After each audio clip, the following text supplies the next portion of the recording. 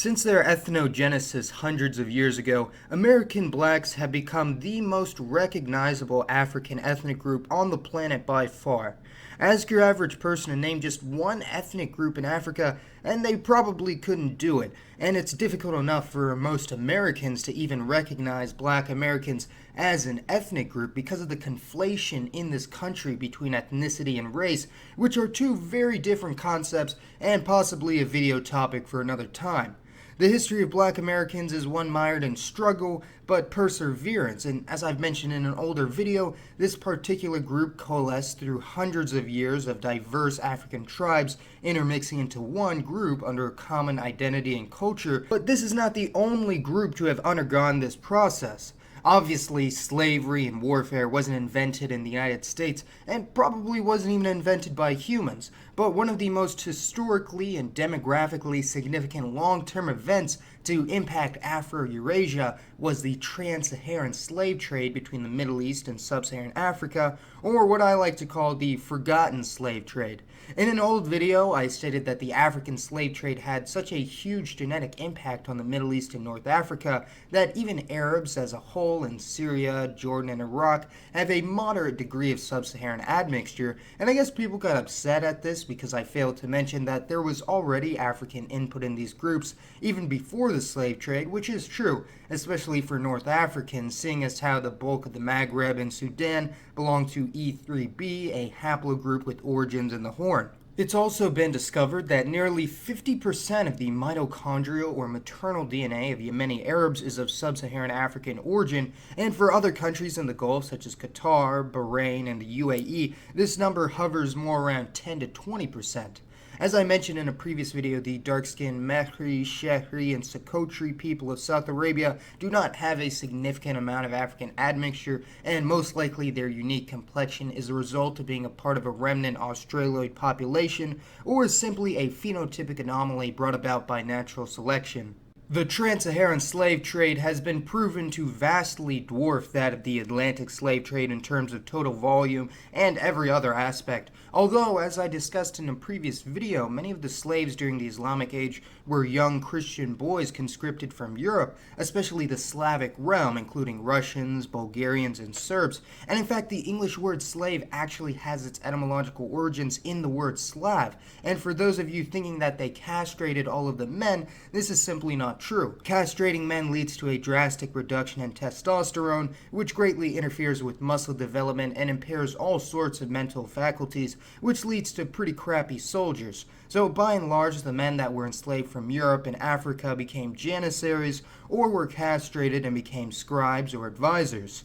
Although janissaries were generally taken as children and trained until young adulthood, many men were conscripted in Ottoman forces as adults, often voluntarily when their territory fell under Ottoman control, and this was the case for a group of Hungarians who formed their own rank in the Ottoman army and aided in the conquest of Egypt, eventually settling in the Upper Nile region after the war was won. Additionally, an unfathomably high number of Slavs, Albanians, and Greeks settled in Anatolia during Ottoman rule, of which many certainly were former slaves or soldiers, and today a significant amount of the Turkish gene pool is shared with the Balkans, not only due to previous genetic ties with the region, but also due to the more recent migration and assimilation throughout the centuries of Ottoman dominance over southeastern Europe. So European slaves certainly had a very high political, genetic, and cultural impact on the Middle East and North Africa, but for the most part, other than the Magyar Arabs in the Upper Nile and tiny pockets of ethnic Greeks scattered throughout the region, there are no distinct ethnic groups in any of these countries with a white or European identity,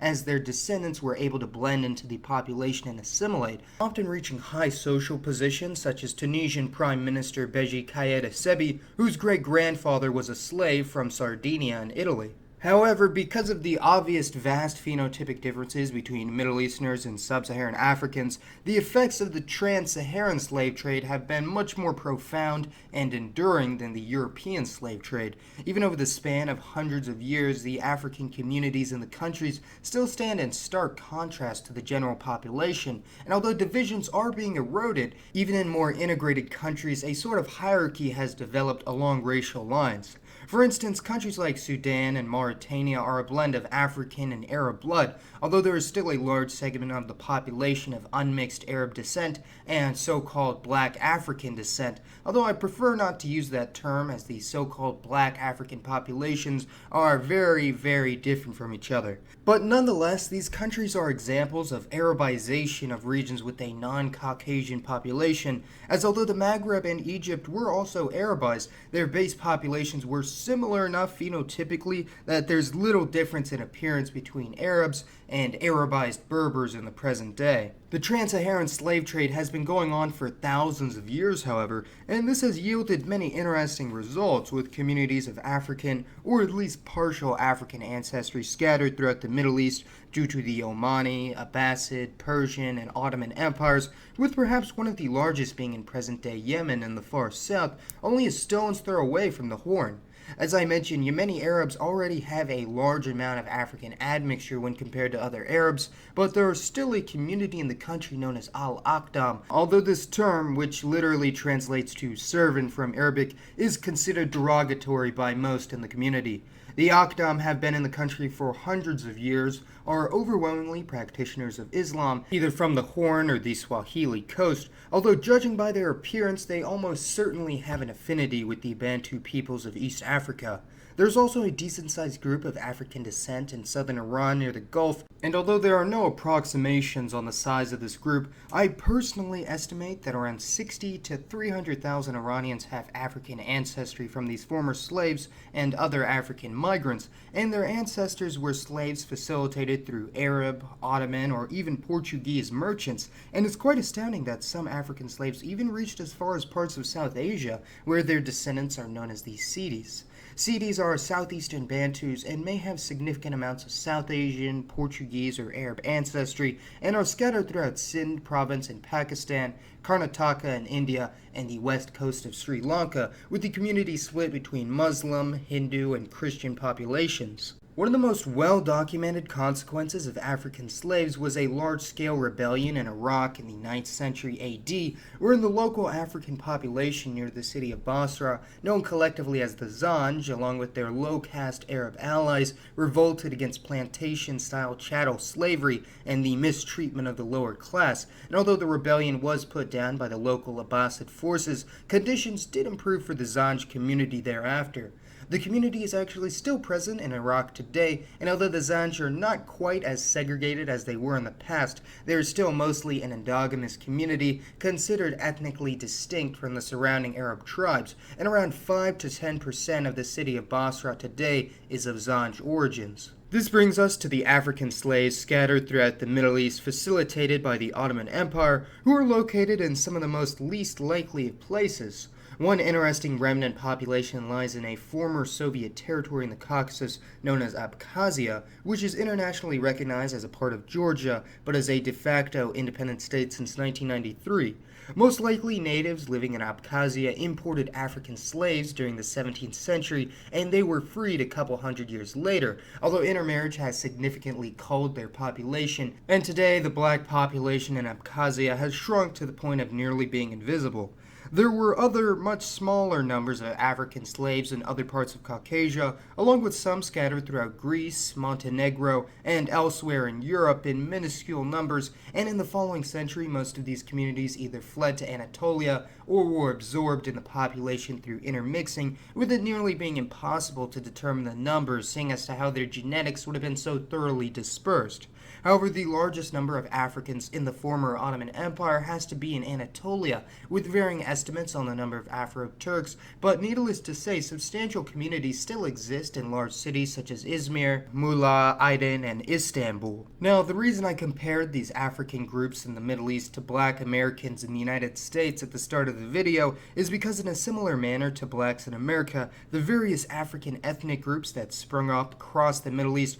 are often very diverse in their origins, with ancestors from the Horn, the Swahili coast, and even Central Africa, with the Central African Republic being one of the most heavily hit areas. Over time, the various ethnic divisions that existed between these African groups were eroded, and they coalesced into a single gene pool, depending on the region, with the Afro-Iranian gene pool, Afro-Iraqi, and Afro-Turkish gene pool, all clearly being very different due to the fragmented nature of Africans in the Middle East. And over time, rather than identifying with any one ethnic group from their homeland, they simply resorted to the identity of black, or in their cases, Akdam or Zanj. The gene pool of these Middle Eastern Africans is not quite as diverse or robust as the blacks of America, the Caribbean, or Latin America, as the majority of slaves were still taken from the eastern coast of Africa. Despite being different in appearance, the Akdam, Zanj, and other African groups in the Middle East are overwhelmingly Islamic and speak the local language of the country they inhabit, such as Arabic, Persian, or Turkish,